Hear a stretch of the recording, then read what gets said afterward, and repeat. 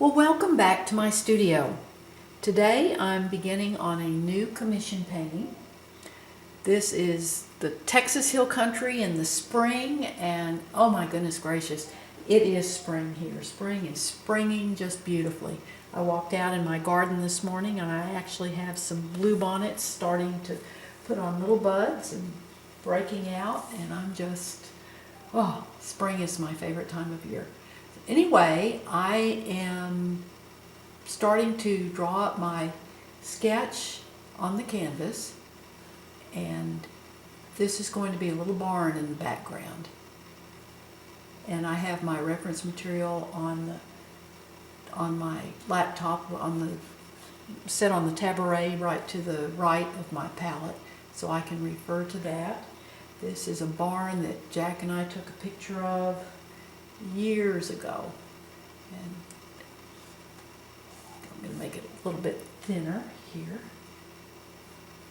And I'm just drawing this up in a thin oil wash of my mud, which is 2 parts of ultramarine blue plus alizarin, 1 part of alizarin crimson,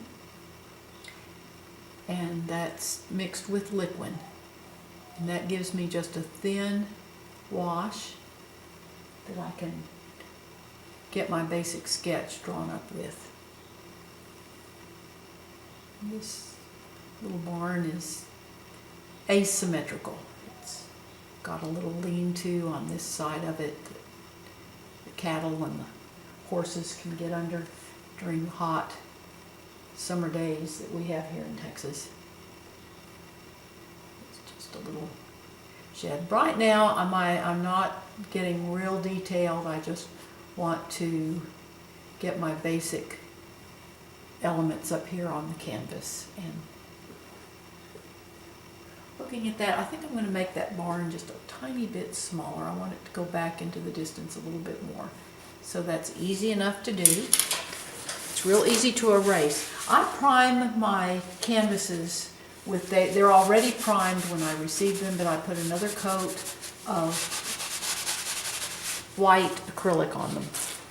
And this just makes the surface slightly slick so that when I do my sketch, if I want to go back and erase, it's very easy to do. I just take tissue with a little bit of thinner on it, and I use odorless thinner, terpenoid odorless paint thinner, so that I don't get that turpentine smell in the house. My studio is right in my living room.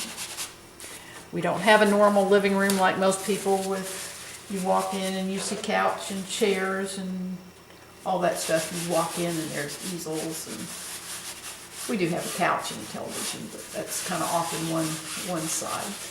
So let's start over. Again, I just kind of put my ground line in here. And I want my barn to end, I had it too close to that edge of the canvas, so let's make it a little bit smaller. There's our little lean-to, then here's our main portion of the barn. Now I can use a T-square. That's, if I want to make sure that my lines are straight. Now this is an old barn, so it doesn't mean that it has to be perfectly straight. But I can hook this T-square on the top edge of my canvas, and I can just make sure those lines are straight. So do that. Yeah, this is going to be better. This is a better size. I want that to drop back a little bit further. And then this portion comes off the top here.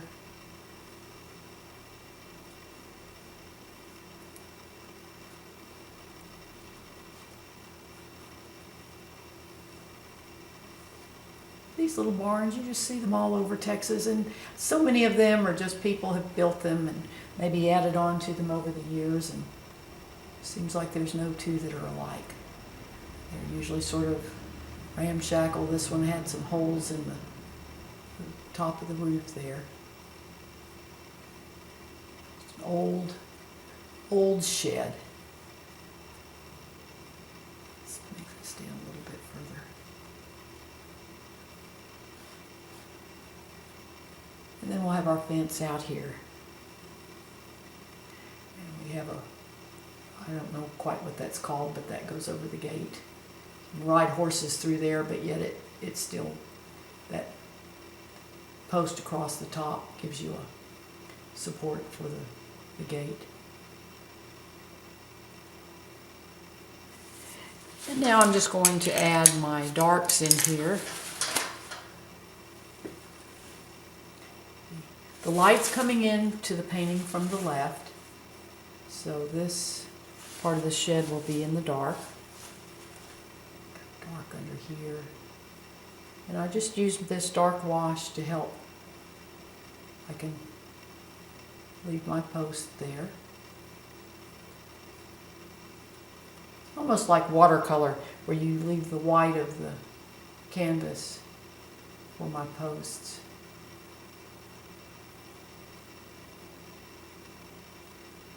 And then there's a big barn door here.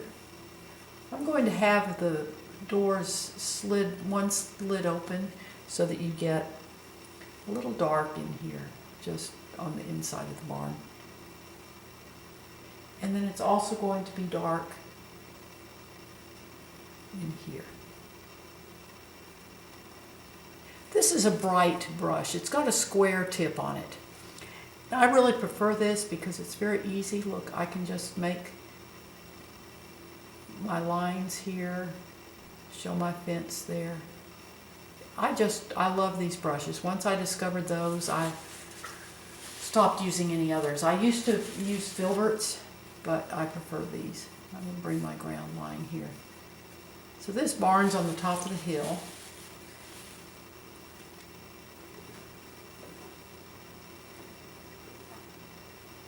And there's trees back here,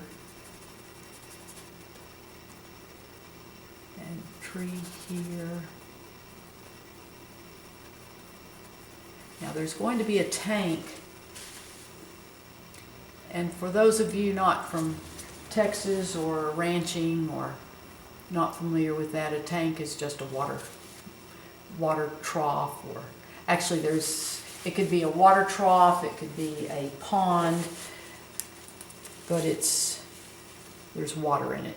And we're going to have a tank out here because we're going to have a windmill. Yeah, I use my T-square.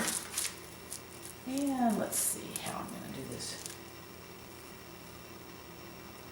I want my windmill to be, that's the upright. There's a little platform here at the top. These come down at an angle. And then the blades are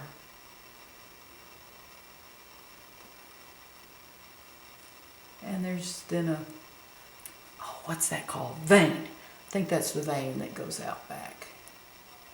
That's what catches the wind and turns the windmill to get the optimal wind force, and that windmill then drives the pump the pump that's down in the well that puts water in the tank. Those of you who've been around ranches and all that know that stuff, but there's probably a lot of you that don't know that. And this old tank's going to be rock, and so that's our. There's a tree here. Don't want it to extend out as far. I want the tank to extend beyond the tree, so let's just kind of erase some of this. A clean tissue with a little thinner on it. We want this tree to come up above that distant hill.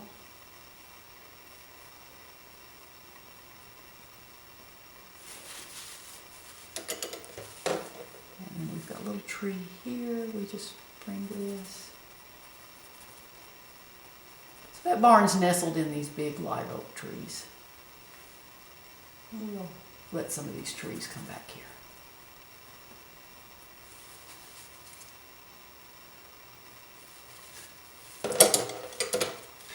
I really appreciate you watching my YouTube videos.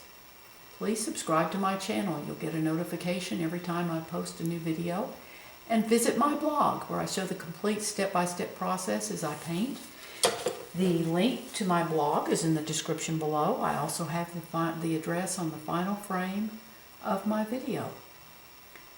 So you can go to my blog and see the complete step-by-step process of this painting, as well as other ones that I do. So please visit my blog. Put a little door here up into the loft, hayloft up there. So there's our barn. Again, I thank you, and you have a wonderful day. And just remember today, give somebody a great big smile. You never know what's going on in their life, and that smile may mean the world to them. So just smile with somebody.